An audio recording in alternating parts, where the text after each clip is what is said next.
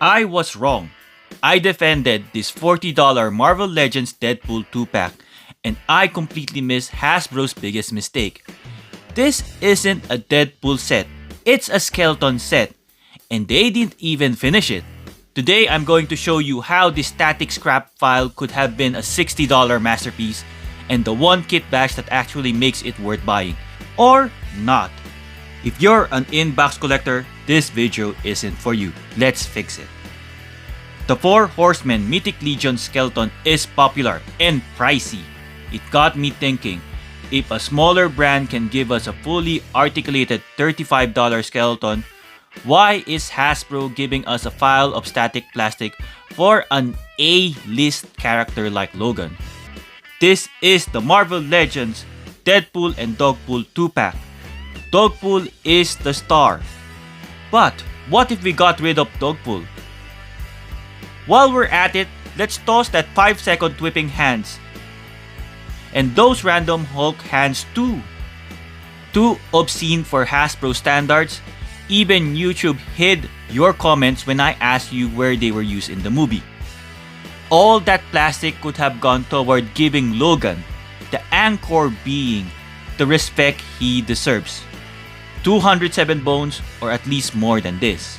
Put the entire budget into that Wolverine skeleton. Now we're talking about a Hasbro Marvel Legends masterpiece. Something even imports might struggle to top. But Hasbro just had to hold back. If Hasbro didn't include Dogpool here, she probably won't get a Marvel Legends release at all. Personally, Dogpool should have been packed as an accessory to Nicepool in a single $28 figure release. But we all know why that didn't happen. Ryan Reynolds' likeness aren't cheap, and it's easier to give us another repaint than pay for the priceless face sculpt of the Man of the Year. I mean, the sexiest man of every year. In the comments below, let me know, does that make sense? Or am I just losing my mind? Next up, let's Kitbash our way. Spidey is a perfect fit because his forearms are too thin. The tried muscle tissues on the accessory acts as a forearm strap, but it creates a very narrow opening. If a figure has thick forearms, the hand peg simply won't reach the port. This is exactly why the Deadpool Legacy Collection Hugh Jackman figure failed. The muscle strap blocks the connection. This also means your comic-style Wolverines like the X-Men 97 version are out of luck. His forearms are just too thick. Effectively, these claws only work perfectly on thinner legends like Spider-Man or the Silver Surfer, which is the Sunfire body mold. So, is Deadpool worthy of the power cosmic? The Wolverine Surfer actually looks incredible holding the Herald of Galactus Thor's hammer. You might assume these claws are a legacy fit for Deadpool 2 figure, and they do work, but it's a tight, imperfect fit. Since his wristbands aren't removable, they get caught in the sculpt. I assumed that Deadpool 2 and Deadpool 3 bodies were identical, but again, I was wrong. The Deadpool 3 figure features removable wristbands, making it the only body truly designed for this upgrade. The biggest question remains, can the claws attach to the Maximum Series Deadpool? Through this Kitbash, I realized there are 2 distinct types of Marvel Legends Deadpools. Those with removable wristbands and those with thick, permanent forearm guards. Unfortunately, the Maximum Series Deadpool falls into the second category. His thick forearm guards make it impossible to slide the narrow claw accessory into place. It only works with figures that have removable wristbands, though you still need a little pressure. Let's face it, Ryan Reynolds' forearms are just too slim compared to the beefy comic versions. That's the price of being the sexiest man alive. Now, moving on to the Marvel Legends Samurai Deadpool Kitbash. Did it finally work? Yes, but not how you'd expect it. Most movie Deadpools have their katana sheaths permanently attached to their back, which prevents you from layering on the samurai armor from the G.I. Joe classified series Budo. One comic book figure without a katana sheath attached is the chilled Deadpool from the Sauron Build-A-Figure wave. But his thick belt made it impossible to lock the do, or the armor, and attach the kusasuri, which is the protective samurai skirt. This left me with one final choice: Uncanny X-Force Deadpool. He is the perfect base body for this project. Those bloody red eyes peering out from behind the menpo are pure perfection. He might not be the classic red Wade Wilson you expect in the armor, but the gray and black aesthetic is undeniable. What do you think? Is the Uncanny X-Force Samurai Deadpool a total pass or an absolute failure? Let me know in the comments below. Another interesting accessory here is the Wolverine skull and spine. Luckily, the Wolverine skull is removable, so I wanted to see whether I can use it for the Ghost Rider body. Unfortunately, the Ghost Rider ball peg is way too large, so that's a failure. But then I remembered a figure with a much smaller neck peg, Nemesis. It actually works.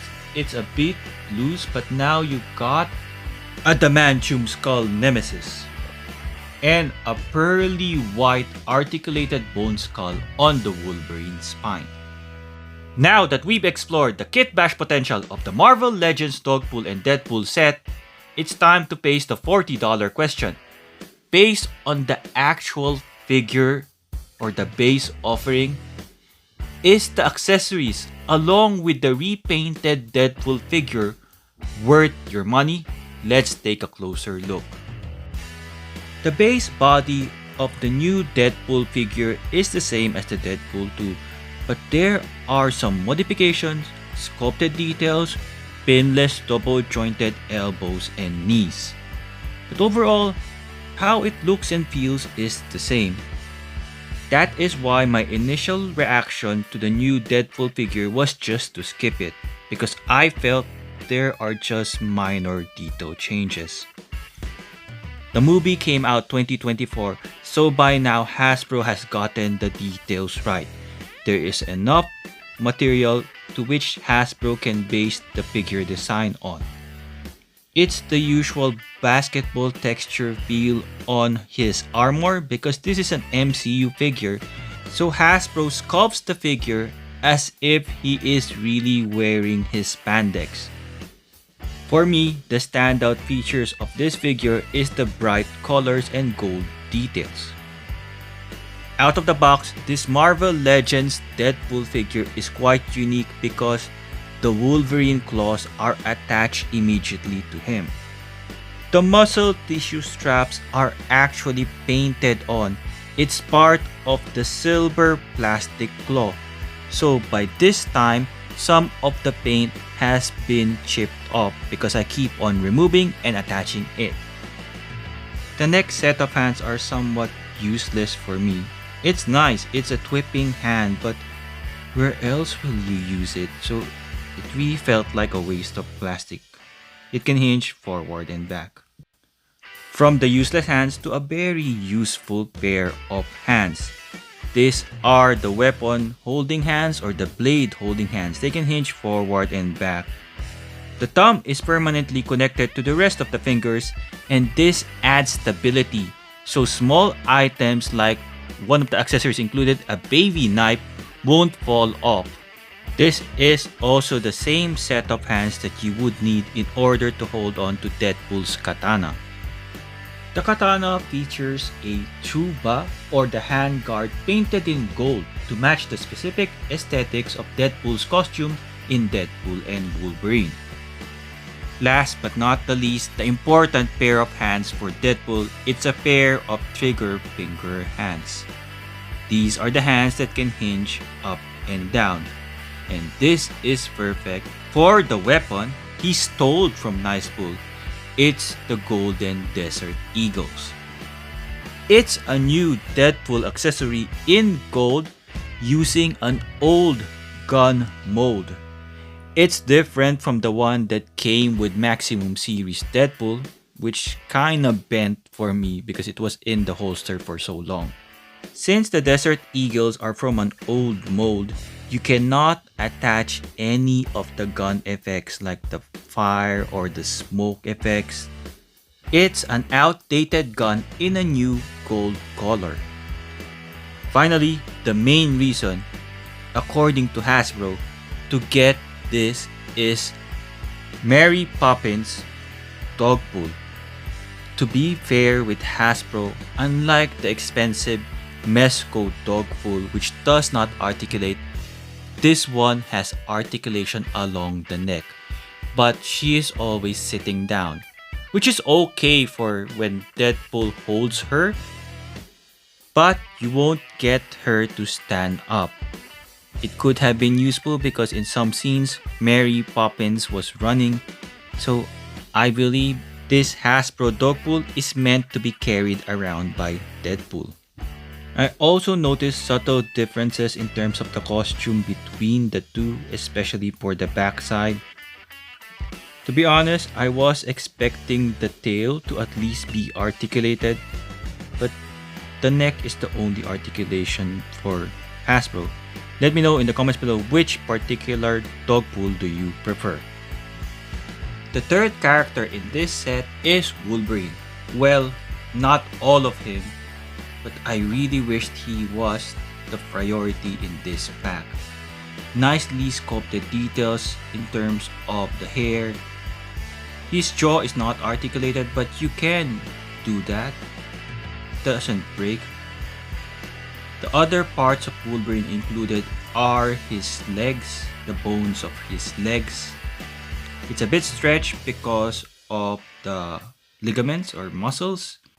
Such a missed opportunity to have these parts articulated. The last pair of accessories are the Hulk hands, the ones that are supposed to be a callback to that scene where Happy Hogan was interviewing Deadpool. As mentioned in my first review, I saw this in the comic books as well. The new Marvel Legends Deadpool stands 15.8 centimeters or 6.22 inches tall. Mary Poppins Dogpool stands 4 centimeters or 1.6 inch tall. The full size comparison is in my other video. Hope you check it out. The new Marvel Legends Dogpool and Deadpool comes in a large deluxe packaging. From the back is promo movie images of Dogpool and Deadpool. Here are the other figures from the first Deadpool and Wolverine wave. On the other side is again Dogpool. She is the star of this pack. This box is too big for Dogpool along with Deadpool. When you unbox it, you'll realize there's a lot of unused space inside it. Articulation, his head can move from side to side, double dumbbell neck peg, can look up, look down really well, arms can extend that far, has a great range of butterfly joint movement, do a pull 360 right here, bicep swivel, double jointed pinless elbows, wrist can swivel, this one can move up and down because it's a gun holding hand, can crunch forward really well, crunch backward with a little bit hindrance because of his katana sword sheath, and of course his thick belt. He has a waist swivel right there. He can do a split, but of course the gun holster and his belt can hinder the range of it. Deadpool can kick forward that far, double jointed pinless knees, kick back. He doesn't have a cap swivel. He can hinge forward and back and has an ankle rocker. Does this Marvel Legends Deadpool and Dogpool set deliver on the promise of recreating the iconic scenes from Deadpool and Wolverine? Only partially, because Hasbro gave us an incomplete skeleton of Wolverine. And when I tried to recreate specific movie moments, the missing bones were obvious. So is it still worth getting? If you missed out on the first movie Deadpool, This is easily Hasbro's best offering to date. As shown in my previous review and this deep dive, the value is undeniably in the accessories. However, I completely understand why many of you would skip this set because it relies on a repainted Deadpool body. I reviewed several Deadpool figures, linked on the top right corner of your screen. Thank you for watching. I hope you found this review useful. If you do, please give it a hype, give it a like, subscribe to my channel, and share this with our fellow collectors. I hope to see you in the next one. I'm Juggernaut!